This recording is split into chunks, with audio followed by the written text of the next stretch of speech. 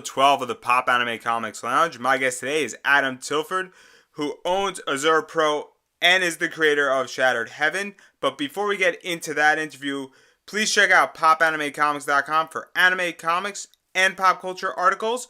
And if you click on the affiliate links and purchase something from Amazon.com, I get a small commission which helps to keep this podcast up and running. So without further ado, let's get into the interview with Adam. So when were you first introduced to anime/animation? Wow.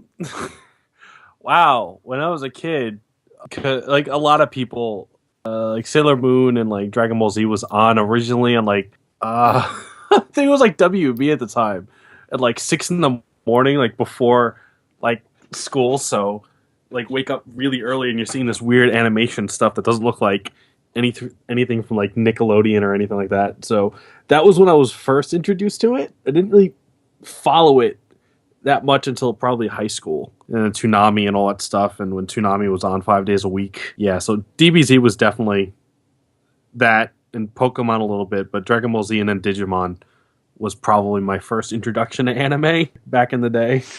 So did you have any particular style that you just fell in love with when you were watching anime? Oh man, I tried to emulate Akira Toriyama's Dragon Ball art a lot when I was first introduced to it. Like that was it's like I did comics and whatnot back in like high school and whatnot, and it's like I started going to that. So I have a lot of old comics sitting in a basement or attic somewhere that's a crapload of Akira Toriyama styled art. It was really bad, but I did a lot of DBZ art and fan art when I started getting into it. Eventually, I'm trying to think what like hit me about it. It's like what I loved about the anime at the time was it was just like a lot of the more of the serious anime. Armitage 3 was the thing I saw. I think that was like the first serious anime movie I ever saw. It was like on Sci-Fi. I was like, oh, this animation's really like detailed and really colorful and it's amazing. So it's like that caught my attention.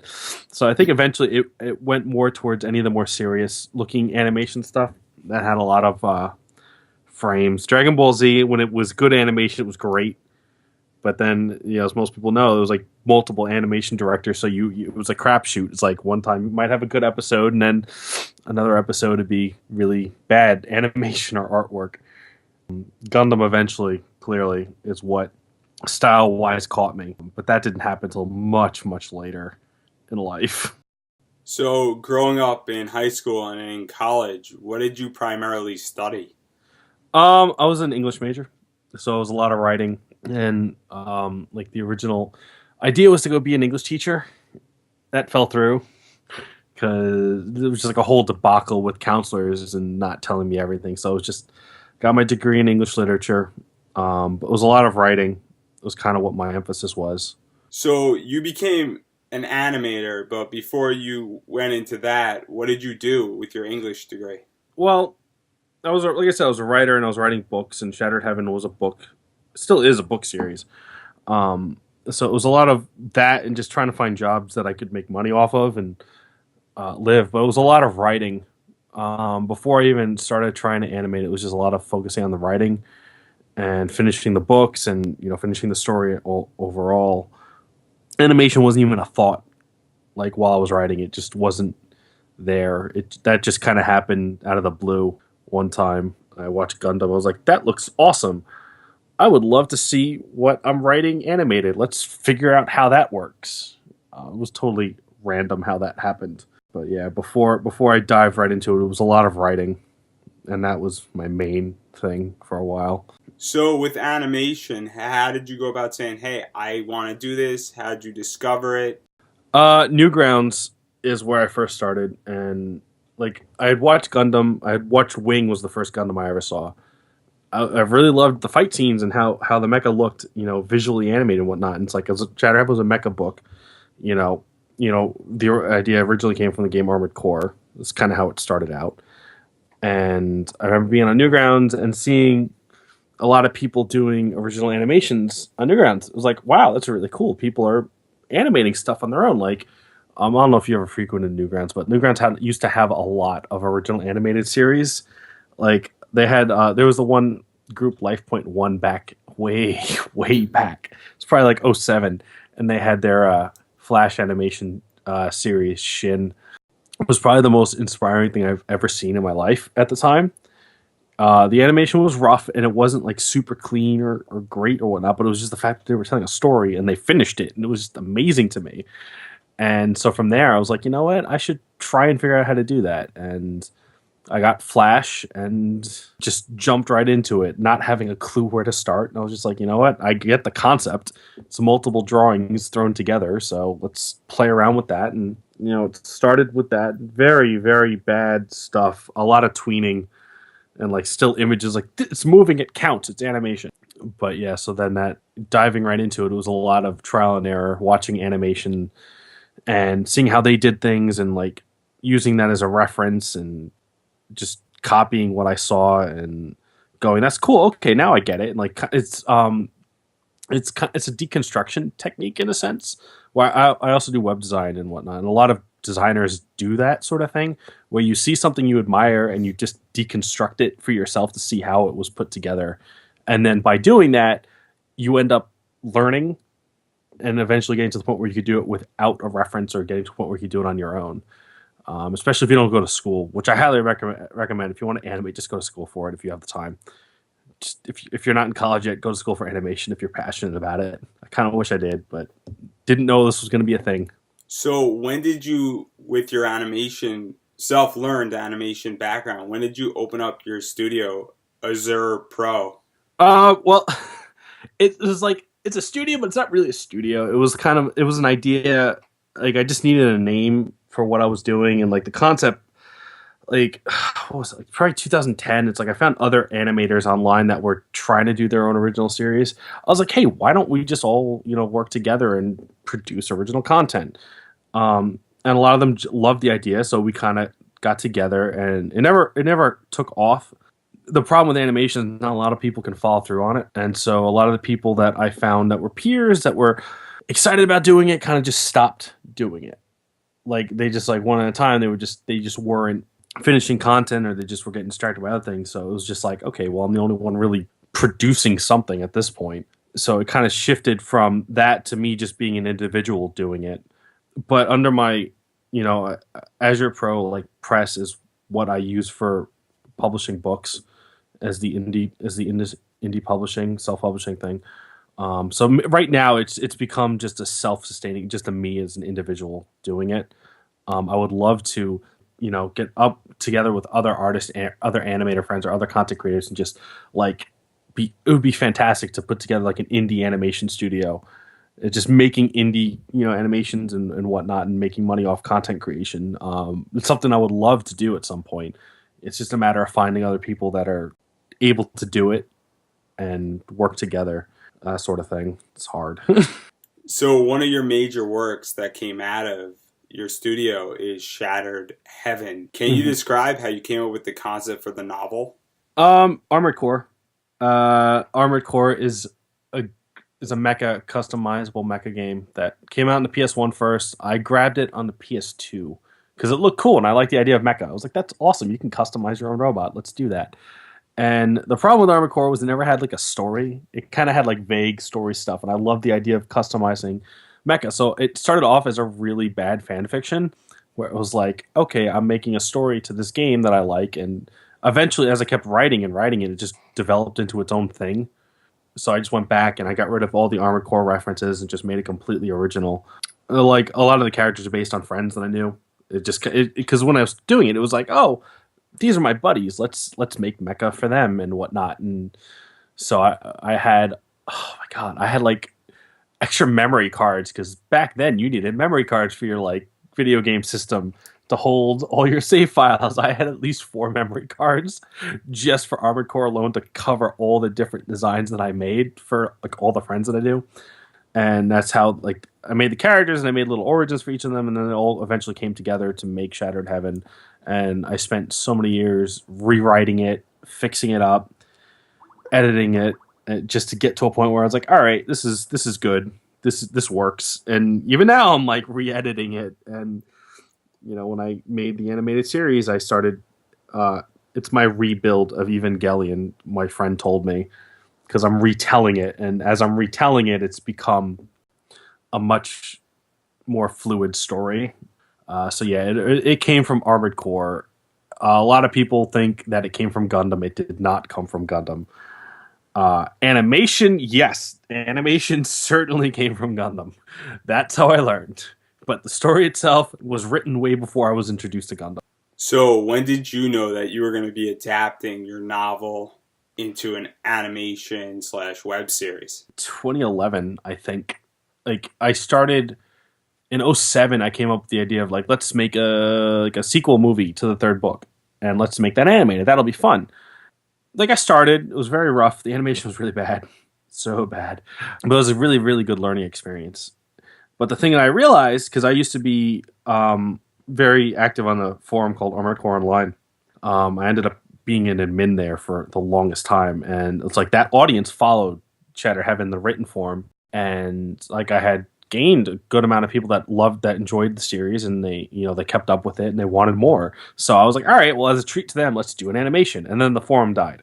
So then when the forum died, I was left with a sequel animation on YouTube and other sites to something that no one else knew about. So it was done completely wrong because new people coming into seeing this animated version had no idea what was going on. They didn't know what the characters were, and it was a learning experience. And around 2011, I stopped production on the 5th episode of the original series just to try and figure out what I want to do again. Then I thought about doing a sequel movie to the first book, since the first book was published on Amazon, like Kindle. And I had the script written for that, but then I realized I wasn't good enough as an animator to do that, and it was just too soon. And it was like, all right. So then in 2013, I actually met up with Kerbifer, Chris Niosi, for the first time, and who has his own series called Tome, which just finished actually. And we discussed the movie concept, and he was like, "No, dude, it's like that won't work because people they're not gonna for like an indie animation, they're not gonna want to stick around for like an hour and a half or something like that for something that's not super studio polished animation." So I was like, "All right, that makes sense.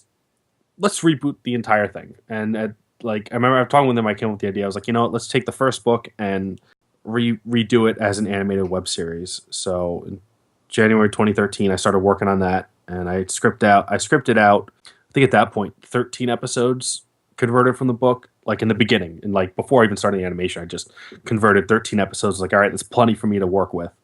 The original series, '07, 2011, I thought about doing a movie, and then 2013 just came to the point where it's like, just redo it as a web series and just be done with it. So, when you are creating the new reboot, how much of the show are you responsible for in All the of it. animation and the sound and the voice acting? When I started all of it, I did all the animation. I did the lack of direction in the beginning for voiceover. I just didn't have the time, and I did all the sound design, which is why the first few episodes use completely ripped Gundam sound effects. Episode 4 and on do not.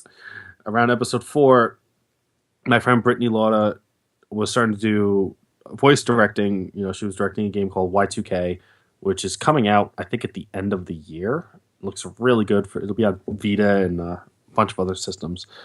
I know it's getting a really good reception. So I asked her if she wanted to help me, do the voice direction, and she was on board for it. And we did a studio session in New York, and so that was fun. And then my friend Natalie Van Sistine offered to help with the sound design, and she has her own audio web series called the Elysium Project. Really fantastic. Audio dramas are coming back. Really good to listen to.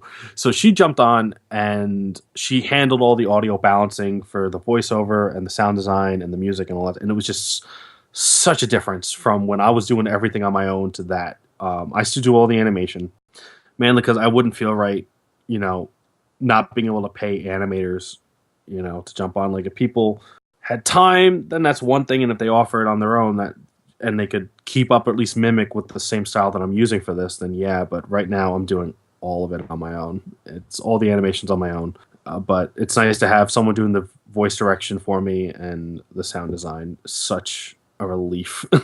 And I have a composer, Jonathan Johnson. He's done all my music since I met him in 2011.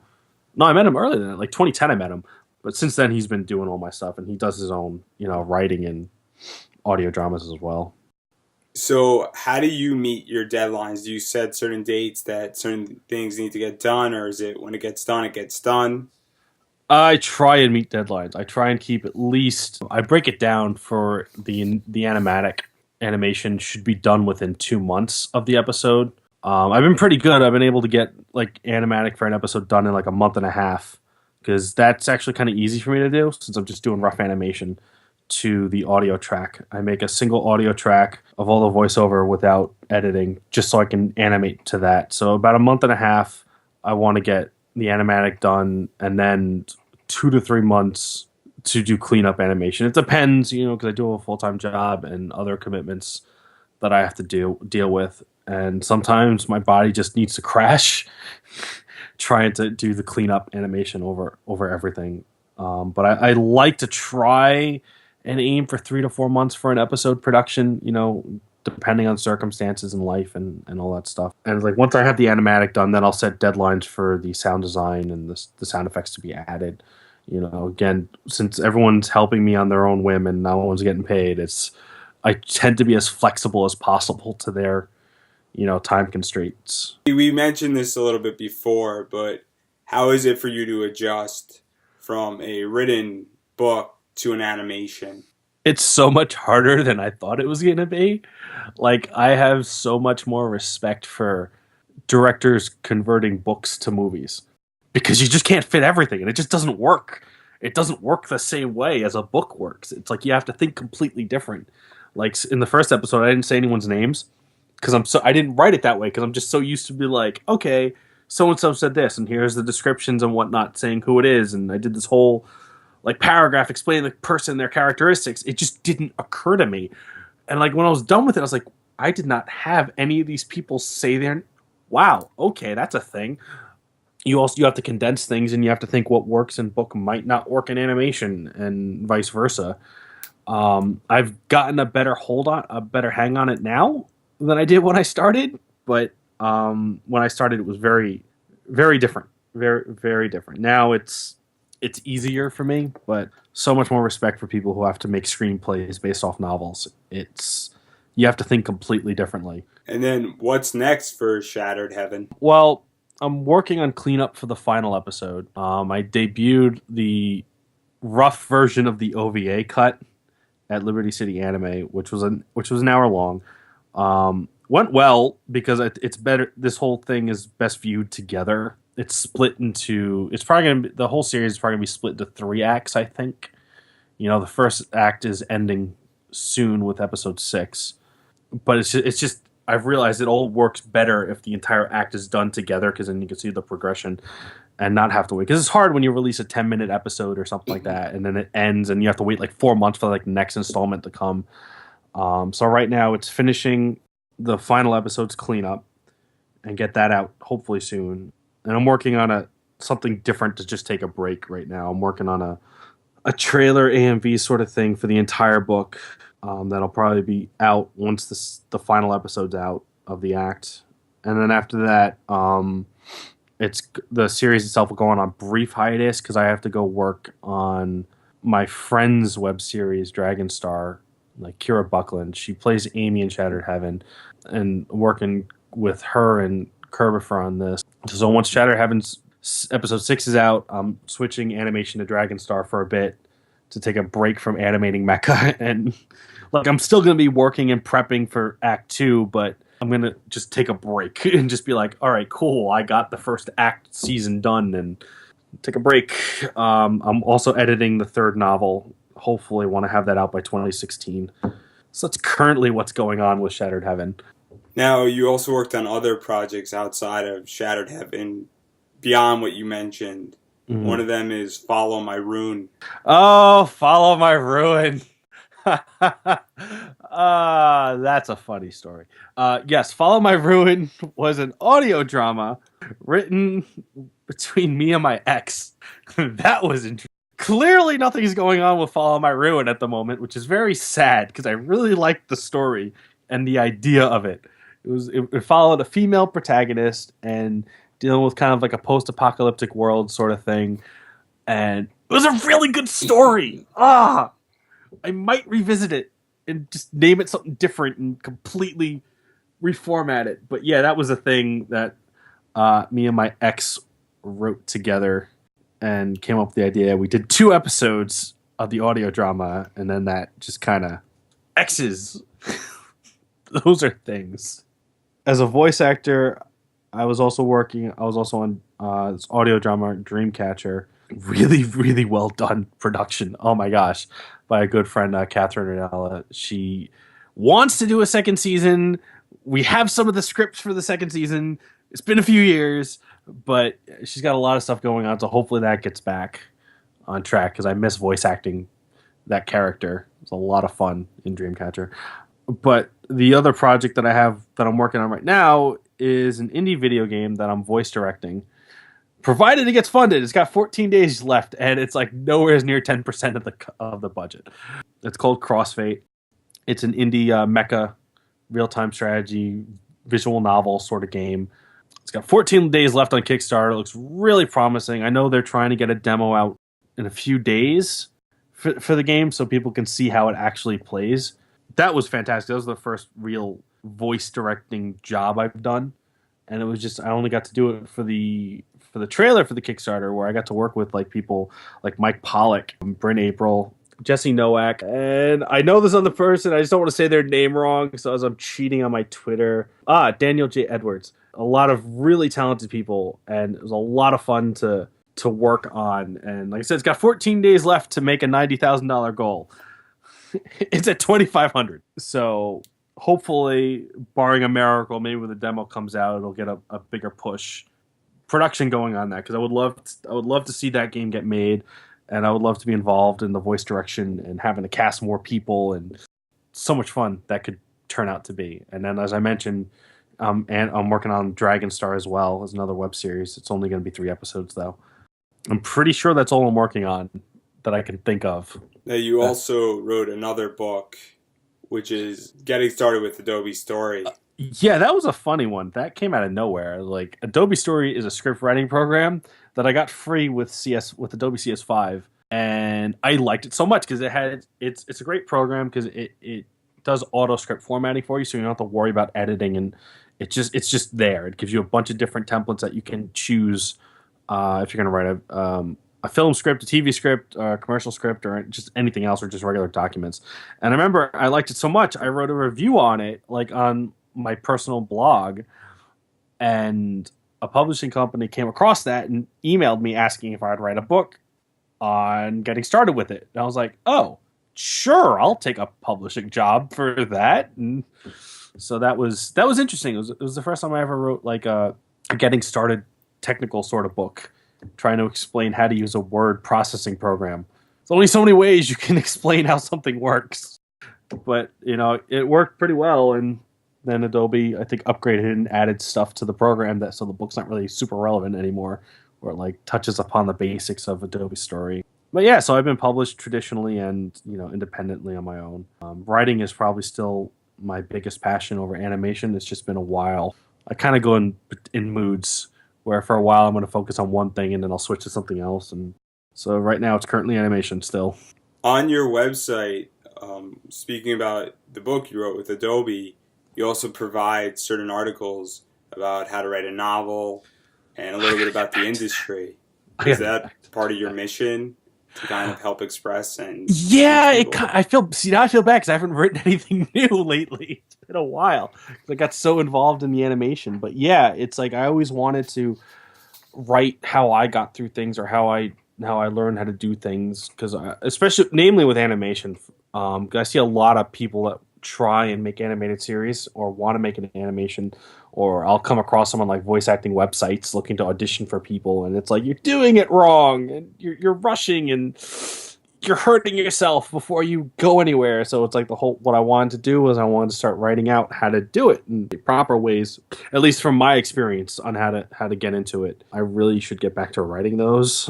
But I know it helps some people, and that kind of led to me doing panels at some conventions every now and then about this topic. I did one at Liberty City Anime Con, and that went really well. I was surprised at how well that went and how many people actually want to learn about making an animated web series. It's intense. But always trying to push out any knowledge or that I've gained from my experiences and doing things. I kind of want to get that out there if it can help anyone.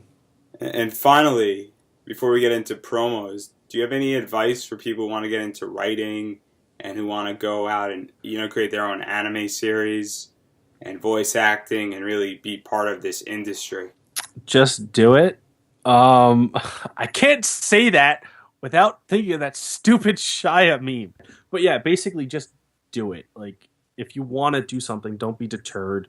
Like if you don't think you have enough experience or schooling, who cares? Learn and be open to learning from people who know more than you. But try it. Throw paint at the wall, see what sticks. Get classes, especially if you want to do voiceover. Take classes if you want to do it seriously. Join some voiceover like forums online, like Voice Acting Alliance or Voice Acting Club. Get involved in the communities, but take classes if you can afford them, or if you're in school, take theater classes if acting's a passion. And especially with writing and just with really anything, it's just always be open to learning and don't think you know everything, because the minute you think you know everything, the minute you're going to fail. If you want to write, just write. That's the best experience. That's the best advice I can give to anyone wanting to write. Is just throw their thoughts down and just write it out. A lot of it comes to you, and a lot of it will flow out.